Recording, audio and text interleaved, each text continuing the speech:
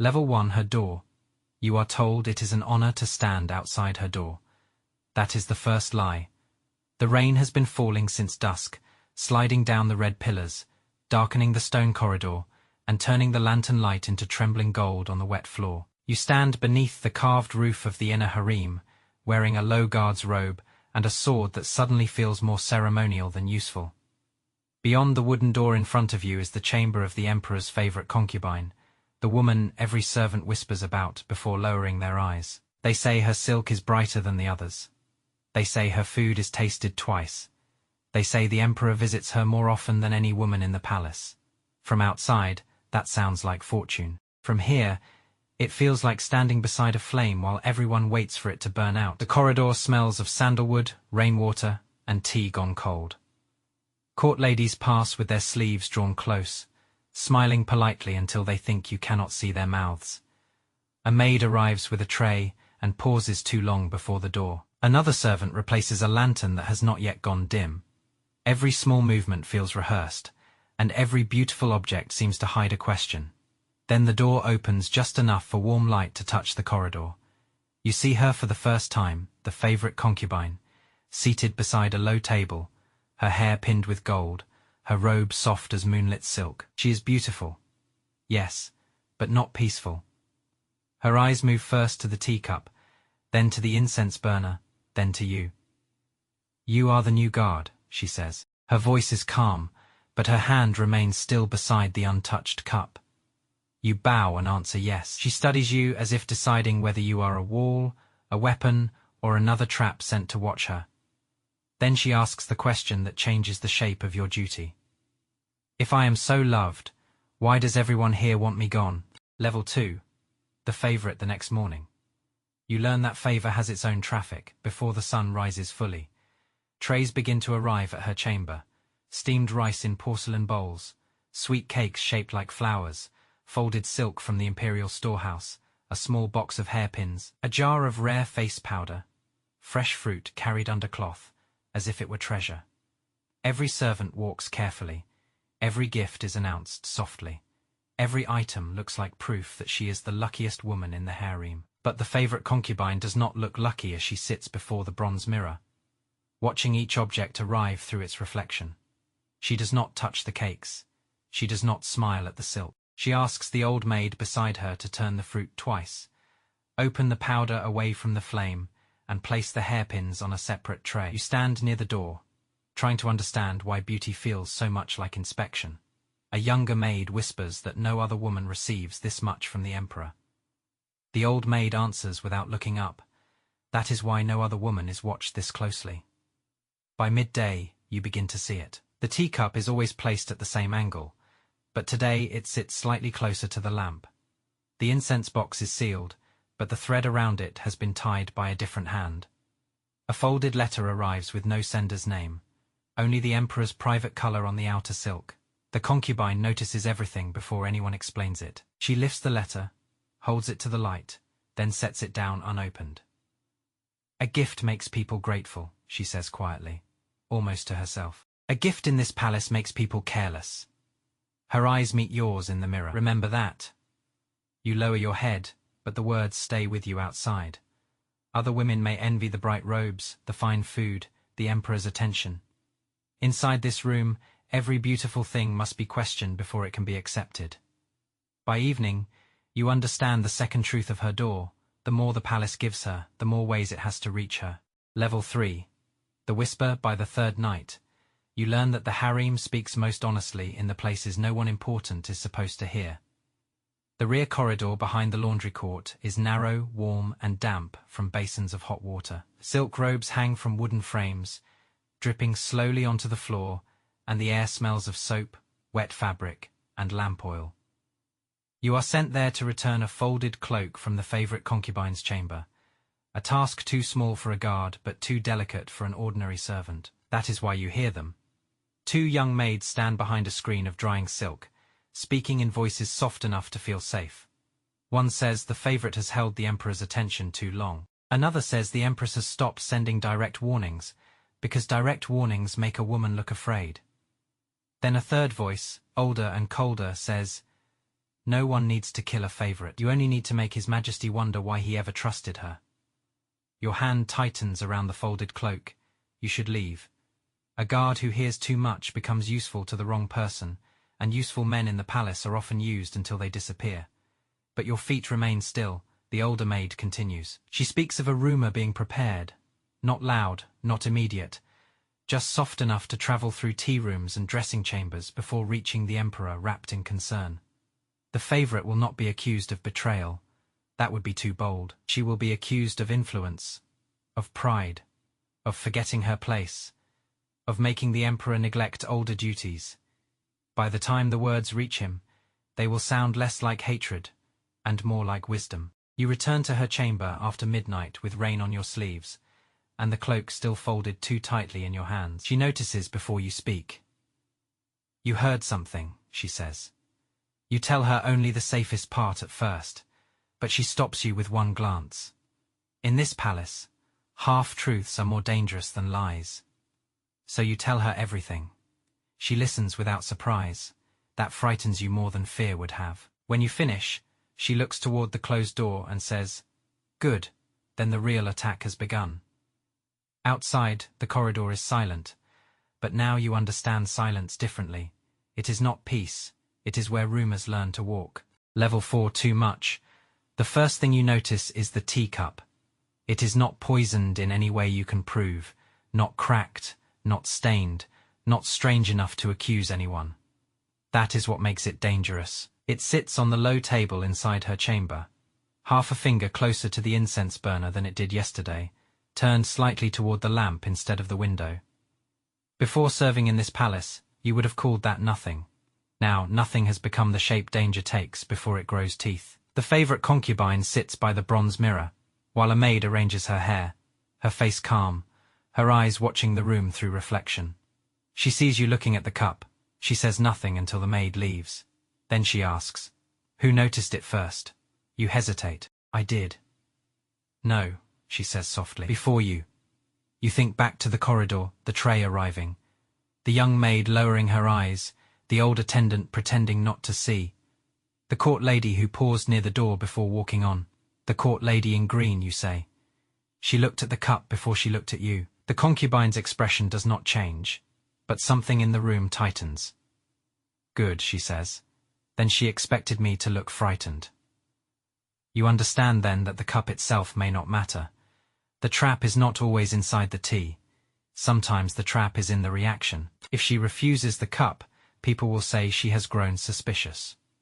If she drinks, she submits to whatever story they prepared. If she accuses someone without proof, the rumor from the laundry court gains a new body. The favorite has become proud, difficult, unstable. She rises, takes the cup, and hands it to you. "Carry it outside," she says. "Not to the kitchen, not to the physician. Place it beneath the second red lantern in the corridor." Your mouth goes dry. Why? She looks at the door. Because someone is waiting to see where it goes. You obey. The corridor is empty, but not empty enough. As you place the cup beneath the lantern, a shadow moves behind the carved screen at the far end. You do not chase it. You are finally learning. A guard who runs after every shadow misses the hand that sent it.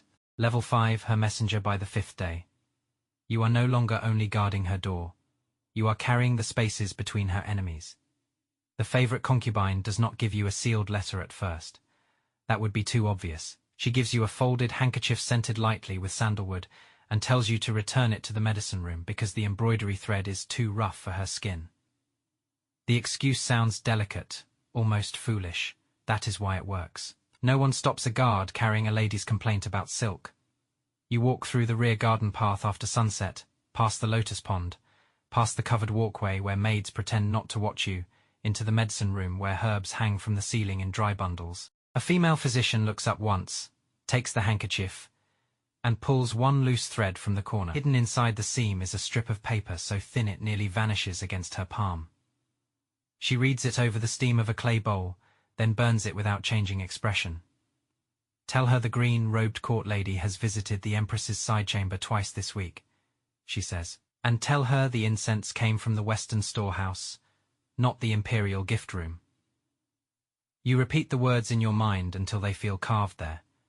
Your second errand takes you past the laundry court, where an old maid gives you a folded sleeve supposedly repaired for the concubine's robe. Inside the cuff is a tiny mark stitched in blue, a warning, not a decoration. Your third errand takes you to the kitchen corridor, where a disgraced clerk now counting grain slips you a list of servants reassigned near the favorite's chamber. By the time you return, your robe carries no weapon except memory. The concubine listens from behind a silk screen, her face half hidden, her hand resting near the untouched teacup. Now you understand, she says. The harem is not held together by love. It is held together by women who know which door opened, which cup moved, which servant lied, and who smiled too soon. You lower your head, feeling the weight of every small thing you have carried. She has trusted you, but it does not feel like reward. It feels like stepping into a room after the door has locked behind you. Level 6. The Empress. The summons from the Empress arrives without threat, which makes it worse. A senior court lady finds you outside the favorite concubine's chamber just before dusk and says Her Majesty wishes to ask about corridor security. Nothing more, no accusation, no raised voice. But the old maid beside the concubine lowers her eyes too quickly, and you understand that being noticed by the Empress is not an honor. It is a hand closing around your name. Her chamber is colder than you expect. Not in temperature, but in order. Phoenix screens divide the room. Heavy incense hangs in the air. Court ladies stand on both sides, like carved figures in silk. Their faces smooth, their eyes lowered. The Empress sits behind a low table, dressed in deep red and dark gold, so still that even the candle flame near her seems careful. You kneel and keep your forehead low. She lets the silence stretch until your back begins to ache. Then she asks whether the favorite concubine has seemed unwell. You answer that you are only a guard. The Empress almost smiles. That is why I asked you. Important people lie beautifully. Low guards often lie badly. Your throat tightens. She asks about the teacup, the handkerchief, the medicine room, the court lady in green. Each question is gentle. Each one proves she already knows more than she should. You choose your words like stepping across thin ice. Too little truth makes you suspicious. Too much truth makes you useful. Finally, the Empress sets down her cup and looks at you directly. Do you think she is fortunate? You do not answer quickly enough. Her gaze sharpens. The Emperor's favor is not a shelter. It is a lantern in a dark field. It tells every hunter where to aim. The words settle into you like cold water for the first time. You understand that the Empress does not hate the favorite, only because of jealousy. She understands the system better than anyone. She was once watched too, desired too, raised high enough for everyone to wait for her fall. When you are dismissed, she gives you no warning, no punishment, no command, only one sentence as you rise. Tell her I know. She has begun to listen. You return through the red corridor with your hands steady and your heart not steady at all. Outside the favorite's door, the lanterns are already lit. Inside, she is waiting. And before you speak, she says, "The Empress was kind, wasn't she?" That is when you realize kindness from a woman that powerful can be more dangerous than anger. Level 7 fights back the favorite concubine, chooses the tea ceremony, because everyone in the harem believes they understand it. That is the first advantage. A public accusation would make her look desperate. A private complaint would disappear inside the Empress's chamber before sunset. But a tea ceremony is different. It is polite, beautiful, harmless on the surface, and crowded with women trained to notice every tremor of status. By late afternoon, the small reception room smells of warm porcelain, sweet flowers, and incense, too carefully chosen to seem accidental. Low-ranking concubines sit behind silk sleeves, smiling with eyes that measure one another.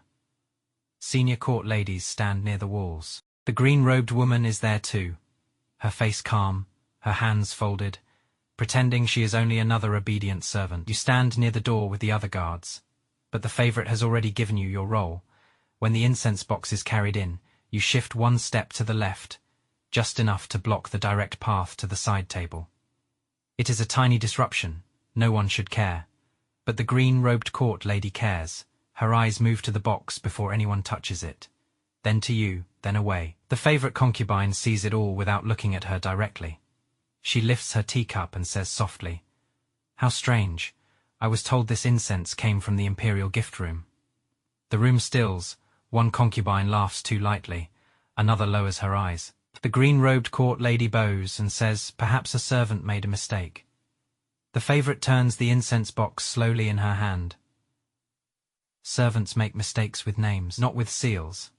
She opens the lid, revealing the Western storehouse mark hidden beneath the inner fold. No one gasps. Women in the harem know better than to give scandal a sound too early, but the silence changes. The green-robed court lady's face remains smooth, yet her fingers tighten once around her sleeve. That is enough. The favorite does not accuse the Empress. She does not accuse anyone. She only smiles faintly and orders the incense returned to the proper records office.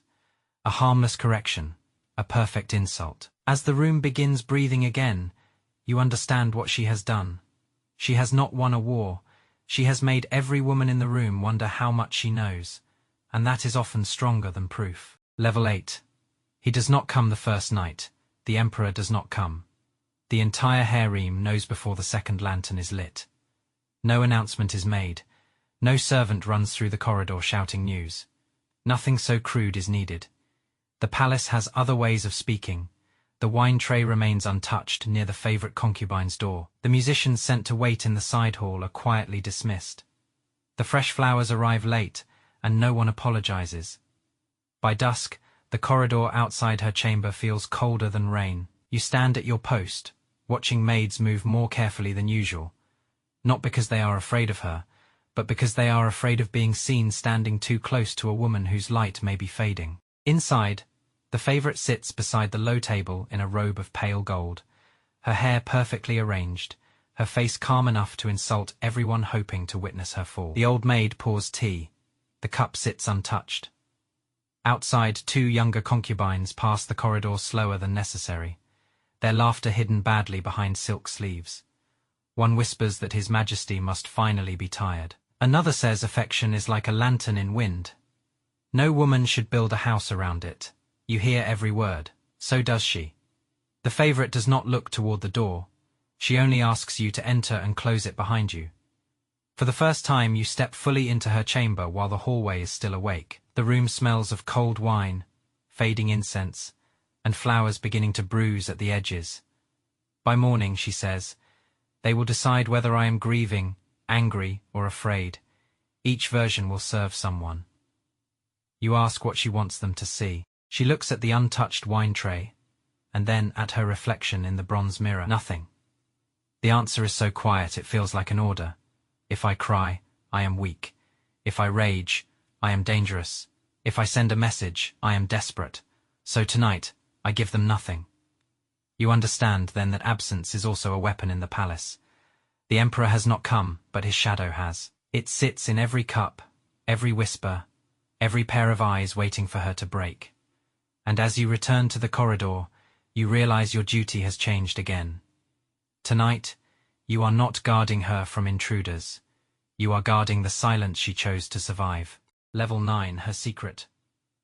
The truth waits in the old records room, where dust gathers on shelves that no one cleans unless a powerful person needs something forgotten. You go there before dawn with a sealed token from the favorite concubine hidden inside your sleeve, walking through a corridor where the lanterns are nearly dead, and the palace smells of wet stone, old paper, and candle smoke. The clerk on duty is the same disgraced man who once sent her servant lists through the kitchen corridor. He does not ask why you came. He only unlocks a side cabinet and places a wooden box on the table between you. Inside are old letters, copied decrees, and one torn register with a name carefully scraped away. The favorite's name is not written there, but her hand is everywhere. A witness mark on one letter, a private seal on another, a note about a night when the Emperor's rivals nearly forced a false confession into the court record. Piece by piece, you understand what favor alone never explained. The Emperor did not first keep her close because she was beautiful. He kept her close because she knew which men had lied to protect themselves, which minister had changed testimony, which royal cousin had tried to make weakness look like loyalty. Years ago, before she became the favorite, she had been a quiet witness in a room where powerful men forgot a low concubine was listening. Later, when the emperor needed the truth, she remembered it. That memory saved him. It also trapped her beside him. When you return, she is awake, standing near the bronze mirror with her hair unpinned and her face pale from lack of sleep. You place the copied letter on the table. He does not only love you, you say carefully. Her reflection watches you before she turns. No, she says. He needs me to remember what others need buried. The words make the chamber feel colder. Suddenly every gift, every visit, every jealous whisper takes a different shape. She is not merely favored, she is dangerous because she knows why favor was given. And if the emperor ever decides that her memory is heavier than her beauty, he will not need enemies to destroy her. He will only need silence. Outside, the harem begins to wake. Inside, you understand why she survived this long, and why survival has never once meant safety. Level 10, why she survived by sunrise. The favorite concubine's chamber looks exactly as it did before the emperor stopped coming. That is how you know she has not lost yet. The incense is measured, not heavy. The tea is warm, not untouched. The flowers have been replaced before anyone can say they are fading. She sits near the open window in a robe of deep amber silk, darker than the pale colors she wore when you first stood outside her door. The change is small, but every woman in the harem will see it. She is not dressed like a woman abandoned. She is dressed like a woman who expected the weather to change. You stand behind her, no longer only the guard at the door, but the man who knows why that door has always mattered. You know about the moved cup, the false incense, the green-robed court lady, the Empress's quiet warning, the night the emperor did not come, and the old record proving that favor was never only affection. It was memory, it was leverage, it was a beautiful chain tied with silk. Outside, the corridor begins to fill with careful footsteps. Servants are waiting to see whether she sends a message. Concubines are waiting to see whether she cries. The Empress is waiting to see whether silence weakens her or sharpens her. Then a messenger arrives from the outer court with a sealed note, not from the Emperor's private chamber. From the records office, the favorite reads it once, then places it beside the teacup. The old register has been requested, she says. Your hand tightens before you can stop it. Someone is testing the secret. Someone wants to know whether the story that made her valuable can also make her removable. She looks toward the mirror, and for a moment you see the cost beneath her calm. Years of smiling while being watched, years of accepting gifts that could become traps, years of being envied by women who did not understand that the emperor's favor was not a roof, but a lantern over her head. Do you regret serving me? She asks. You think of the first night in the rain, when you believed you were guarding the luckiest woman in the palace. You think of the cup beneath the lantern, the handkerchief seam, the Empress's cold kindness, the empty wine tray, the scraped name in the records room. No, you say, but I no longer think you were lucky. For the first time, she smiles without pretending it is softness. Good. Luck is what people call survival when they do not want to see the knife. Later that morning, she sends no plea to the emperor. She sends one polite request to the records office, asking that every document concerning the old case be reviewed in full, with witnesses named properly. It is not a threat. That is why it frightens people. A threat can be denied. A record can be opened.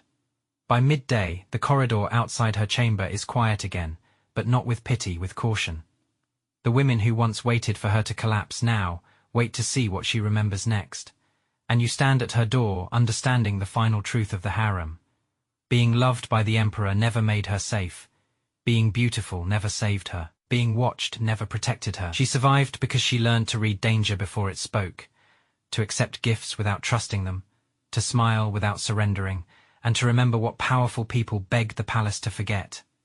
You came here to guard the emperor's favorite concubine. Now you know why she survived. She was never just the favorite. She was the woman everyone envied, everyone hunted, and everyone feared to erase. Because somewhere behind the silk, the tea, the incense, and the quiet door, she still remembered the truth.